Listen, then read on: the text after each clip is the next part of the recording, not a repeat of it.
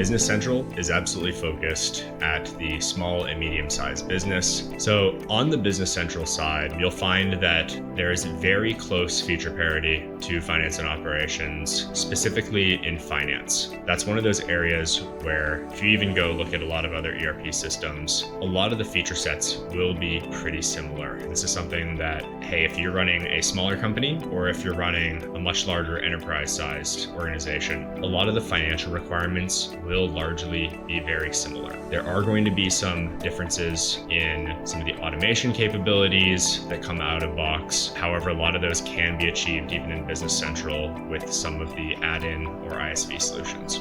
The largest difference in ability between Business Central and finance and operations will come down to volume of transactions. When we're talking, hey, maybe I have a very large business, but I sell high ticket, high dollar items, and I have very arguably lower number of transactions, as opposed to I sell very low priced widgets and have very many transactions. The finance and operations side will be able to handle a much larger quantity of transactions. When we have a large enterprise sized business with $250 million in upwards of revenue, and they are doing heavy, high numbers of transactions each month, that is often not a good fit for Business Central. There's a very significant difference between the licensing costs of Business Central and licensing finance and supply chain. When we're talking Business Central, it is roughly half the price of a full user finance and supply chain. However, the finance and supply chain side is actually two separate licenses or a cheaper price combined. When we look at full user of that, again, it's about double the price to have access to both of those two units that are included as one license in Business Central. When we're talking about implementation comparison between Business Central and finance and supply chain, the big difference will come down to project complexity. When we're implementing Business Central, both is the system slightly less complex from a system setup perspective, but often the businesses are smaller and less complex as well. That allows us to implement businesses much faster on Business Central, often with a little bit smaller of a project team. This will allow us to complete a implementation sometimes in as little as half the time that it would take for a full finance and operations deployment to take place. We can on average complete a project in around 6 months. That could cost as little as $50,000 upwards to $1.5 million to $2 million on the high end. And then when we look at finance and operations, projects typically are a year or longer. So we've had projects that are 1 year long. We've had projects that can run as long as 3+ years. And that scales the cost as well. I think the really lowest that I would say a successful F&O implementation can be done in is right around $1 million. On the high end, I've seen as high as $6 to $7 million.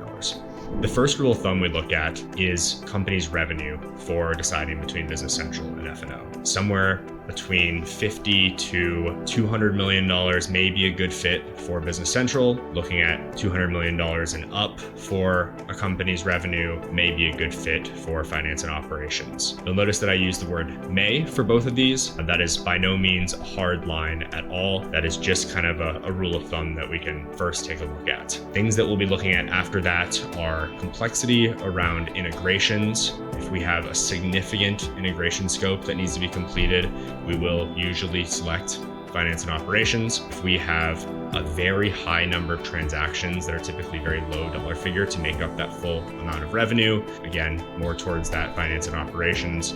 However, we have found that most small, medium-sized businesses that fall in that revenue category are really good fits for Business Central. Some of the other things we'll look at when comparing Business Central and finance and operations includes features that may not have complete parity between the two systems, such as, hey, if we need to do very specific pallet tracking, we will usually defer to finance and operations. If we have over 100 users, we may need to go and move to finance and operations. However, again, we found that a lot of small, medium-sized businesses do fit very well within Business Central. I want to highlight that the Volt implementation methodology is very focused on change management and end user adoption, end user training. It's a very core tenet to the methodology, and that starts with getting users into the system, looking directly at Business Central and what their processes will be in the future as early as the third week of that implementation, all the way down to how we do our testing from a full end-to-end process, as well as getting users involved in that right away. So, one of the things, again, just to highlight, is that not only is Business Central more of a user-friendly, change management focused, training focused product overall, but also our implementation methodology really takes that into account.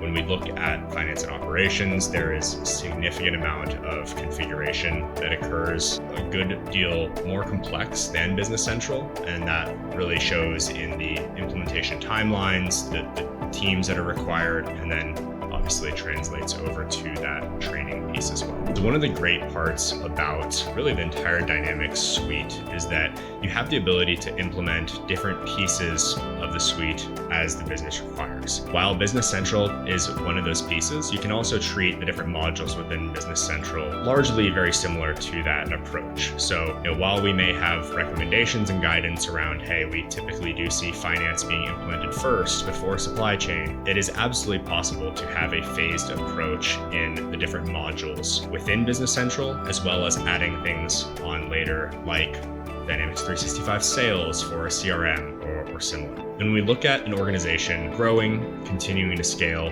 we really look at, hey, the fact that we're going to be adding more revenue, more transactions, really, and then we may be adding things like new legal entities, you may be adding integrations with other systems down the road. Overall, these are all things that can be, again, implemented in a phased approach, can be added later on. It is very important that we at least look at, hey, what was our planning trajectory for the business over the next few years? This will feed into the decision between Business Central and finance and operations. However, it's absolutely the case where if our business grows, we have to add legal entities. We can continue to do that within Business Central. As a previous technical architect, I've actually done development really on both the Business Central and finance and operations sides.